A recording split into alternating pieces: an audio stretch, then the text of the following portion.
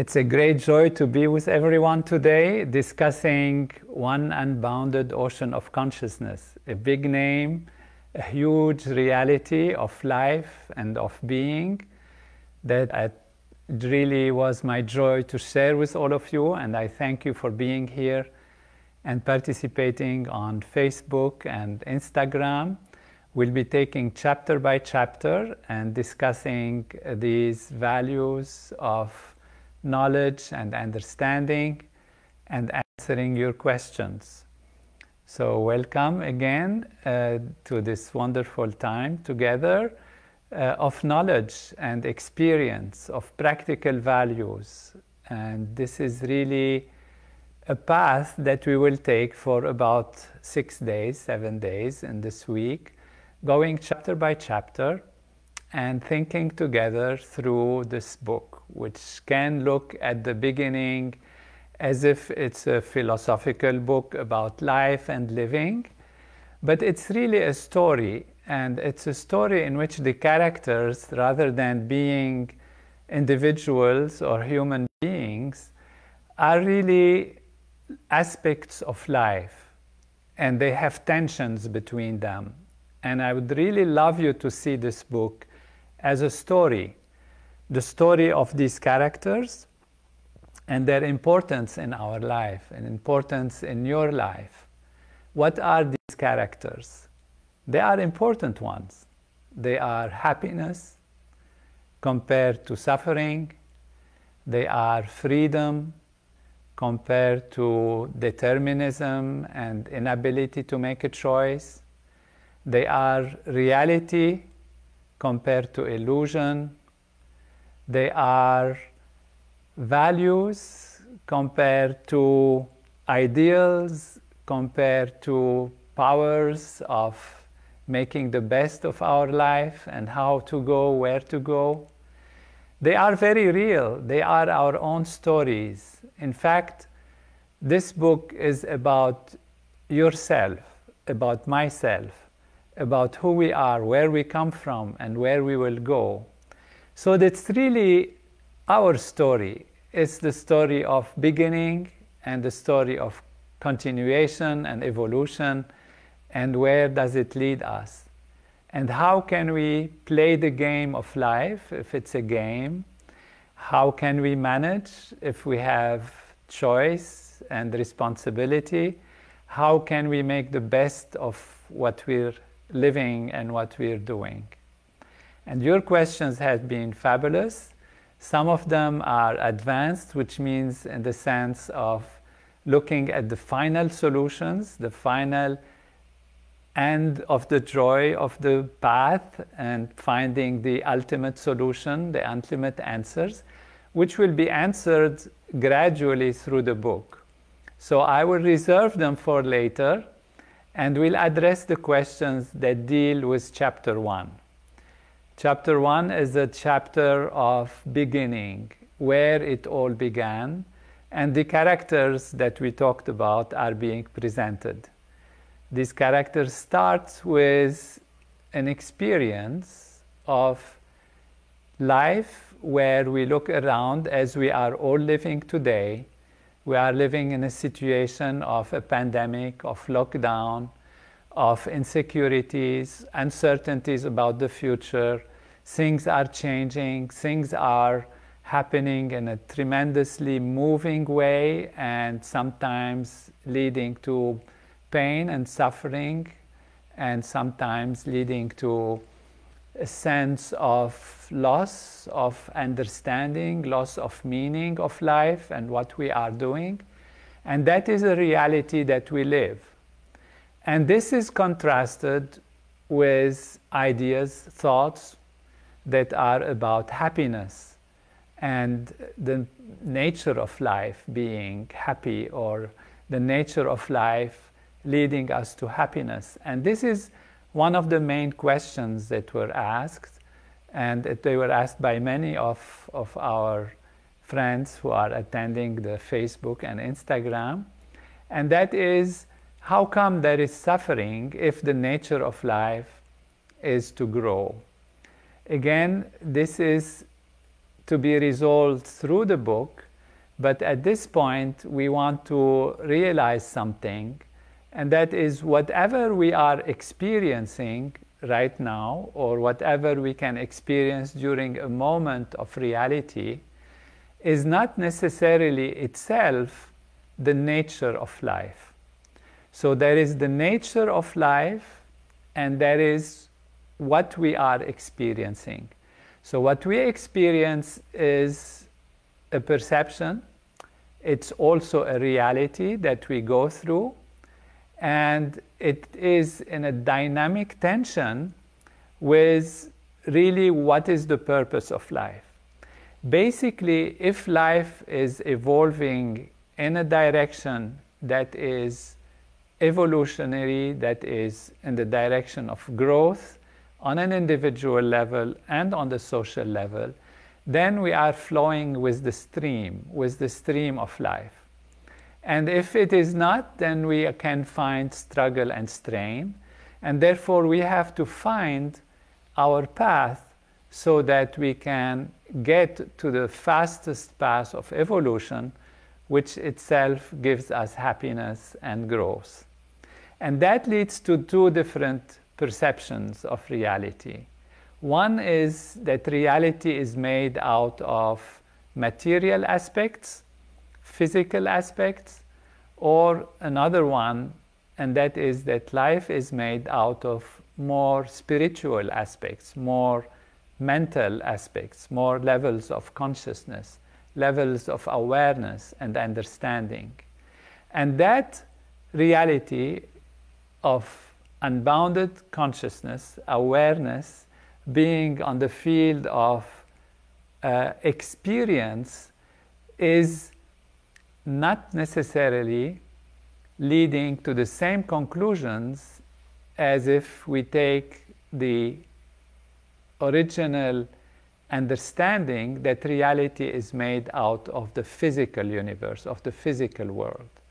Now, both are there. We cannot negate the existence of one or the other, but we have to realize that we live our life through our awareness.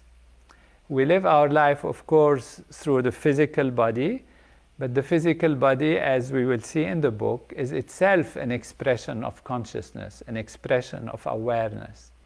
And therefore, the starting point is consciousness. The end point is wholeness of all that is physical and mental at the same time. And that is really the story of how the book takes this apparently hard problem of what are things made of and get us into the realization that what our senses show us, what our intellect might have fathomed and understood, is not the ultimate true reality of life. That there is something more profound in that, and that if we are established in that and aware of that, then we can understand the process of manifestation, and we can understand the reasons why we have what we have, why we encounter what we encounter. And that will be the story that we will go through in the book. Let me take some more of your questions directly. Gloria asks a beautiful question from the United States, because in the first chapter I mentioned how I went through my experience, original experience, and then how I met Maharishi, and then how I became responsible or given a big responsibility for this program of transcendental meditation and the program of consciousness and giving knowledge about consciousness to the world. So she says, how did you go from seeing Maharishi on TV to being the leader of his movement? And can you talk more about your time with Maharishi? It was a wonderful experience, and then Gloria says at the end, I think you will need to write another book, and that is really the true reality. It will be a book, a long book of apprenticeship, of learning. With Maharishi, what I have learned is that life is full and there is always a solution to everything that we meet. There is never an obstacle, and that life grows in waves and waves of fulfillment. We have to learn from what we go through, and we have to have a big vision, a big understanding, broaden our awareness, and all the solutions will be there. So my work with him was a work of research, a work of scientists, a scientist researching the relationship between matter and consciousness, understanding the reality of life, and trusting what he says, trusting his experience, his knowledge. I have trusted the material level. I put myself in the physical realm. Science is a powerful approach to understanding what is true. It is verifiable, systematic, it leads to results, and therefore the scientific method is absolutely great, absolutely wonderful.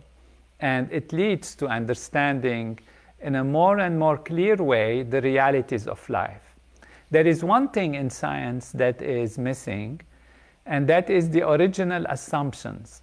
The original assumptions in most scientists, but not all of them, actually most scientists who have come to greater understanding of nature have realized that there is something deeper on the level of life than the material life. But in general, the original assumptions of scientists is that everything comes from matter. This is what our senses tell us. This is what we observe. It is the observation that everything we can touch, everything is changing all the time. Everything is either energy or matter. We have tables, we have chairs, we have planets, we have a physical body. That's what we see, that's what is real, that is what is there. And these are there, and we see them, and of course they exist, and we don't deny it. It's not saying this is an illusion. However, what are they made of? And that is the key point with Maharishi, that everything actually is made out of consciousness. That is a hard thing to accept and understand right away, because consciousness is something abstract and the other levels of reality are material. And that is where the hard problem of consciousness and matter is turned around from saying how matter creates consciousness to saying how consciousness can create matter.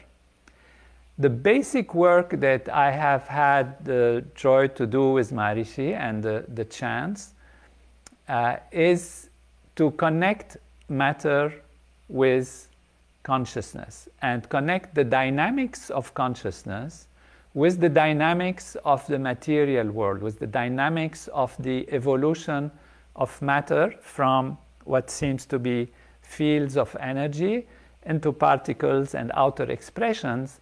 But on the transition of these levels, there is reverberations of these energies, reverberations which are like sound, and these are available in Veda and Vedic literature, which is the ancient knowledge from where all the yoga and the meditation comes. And I've had a chance to connect these two values based on my scientific research and on the understanding and complete knowledge of Veda that Maharishi has organized. And so this was really a time of research, a time of scientific investigation into the connectedness between the mind and the body. And guided by Maharishi, I found the connection between the dynamics of consciousness and the structure and function of the physiology. This was a lot of time that I spent with Maharishi, besides him training me in different fields, in different aspects of life, sending me to teach, to encounter people, to join people in different physical and mental circumstances of creating projects and working on different expansion of the knowledge and teaching it and taking questions intellectually and understanding that. And this is how gradually I grew to understand the true reality of life as I was myself practicing techniques and advanced techniques that he gave me and he trained me in, that developed consciousness and made me bigger and bigger in my awareness and understanding, and led me to a point where, unexpected to me, I wasn't even myself expecting, he asked me to take this responsibility on the level of the movement. I have a question from Russia about the print book, and another question also wanting to know when the book will be available in print form by David and others, and this is coming very soon in English and in many other languages also. There is a question about what is the relationship between joy, happiness, and where they are in the nervous system, and different aspects of emotions. And these are really a process rather than a particular part in our nervous system. They are a process, which means when we are evolving, when we are growing, when we are having meaning to our life, then we are feeling happiness. And so happiness has these two components, mainly the inner experiencer, that is the person who experiences the situation in life, and also the situations and the physical development on the surface level, and how they are leading us to understanding where we are, our role in life, and whether we are growing or not. If we feel we are expanding, we are growing, which means growing in understanding, growing in love, growing in beautiful things that we can create and do and see and have a meaning to our life, then happiness is a process that is experienced and that is involving the entire reality of our being. Is just an indication that we are in the right direction of growth and development. I'm going through some of your questions. What's the difference between the following meaning? This is Dave also is asking, between higher states of consciousness, normal states of consciousness, altered states of consciousness. And consciousness is what we have as the basis of our existence and experience of reality. And this experience can be not there during deep sleep, even though deep sleep is normal. Yet, of course, during deep sleep, our body is awake, is experiencing things. It experiences and reacts to cold and hot. So therefore, we can say it's a state of consciousness, but a lower state of consciousness in which our usual awareness is not there, but the body is aware of changes in the environment. If a sound happens, it can create an effect. And that is the deep sleep of consciousness, which is a normal state of awareness. The other normal state of awareness is the state of dreaming. It's also something we go through, all of us, naturally, without trying. And that has very important consequences in the body's functioning and healing process and many other aspects. And another way, of course, another aspect of normal states of consciousness is the waking state of consciousness. So we have three usual, we can call them, states of consciousness, rather than just normal, because normal depends on what is the norm, what is the usual. So it is normal in the sense that this is the norm of the usual states that people go through.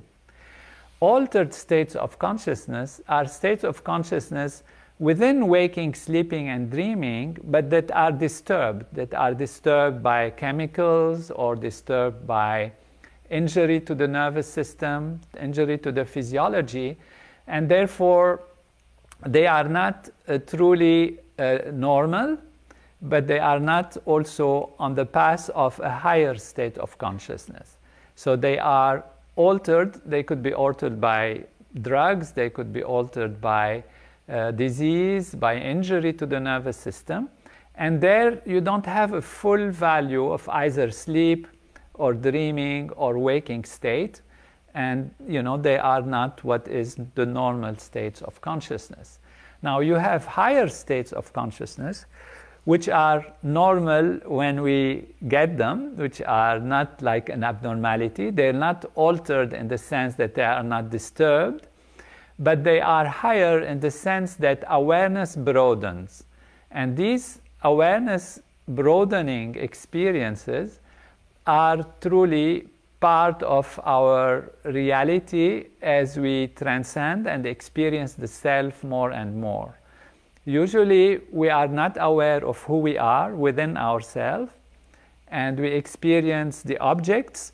Only we try to remember who we are and have a feeling of who we are, but as we experience objects, we get lost in the object of experience. Remember, when you look at the flower, you see a flower, you look at the person, you see the person, and they become in your consciousness. So your consciousness is taken by these experiences.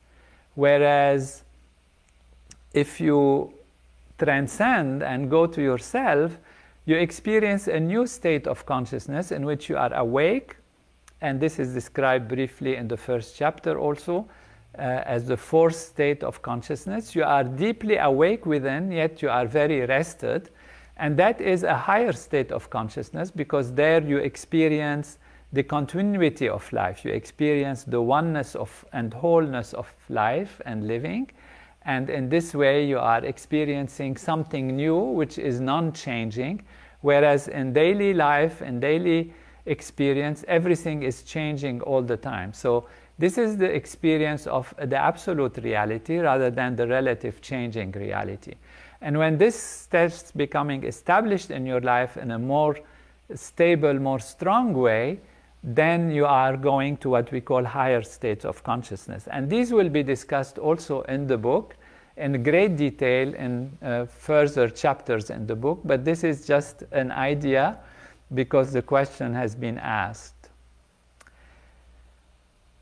The question here we have from Evan Finkelstein in the United States. Did Maharishi say no sacrifice, no suffering, no pain was necessary? Yet there are who even meditate, but they feel things and they experience these things. And he also asks, if there is chaos in the universe, how come we can think of orderliness? There is also a question about physical matter and energy, about the unified field and why it is called silence. And all of these questions are going to be answered in great detail through the book, because these are the fundamental questions. And indeed, they are alluded to in the first chapter, because today we are focusing on the first chapter. And they are put there, as we said, as the individual characters of the play, of the story that is in the book. And these characters are going to play their roles, and we will see where they come from, how they develop, and how they can coexist, and how we can overcome those aspects which are not so favorable, which don't give us joy and happiness, and get to the position of inner peace and happiness and fullness for ourselves and society. So on the path, there will be things that come to us. Why they come to us, there is a reason.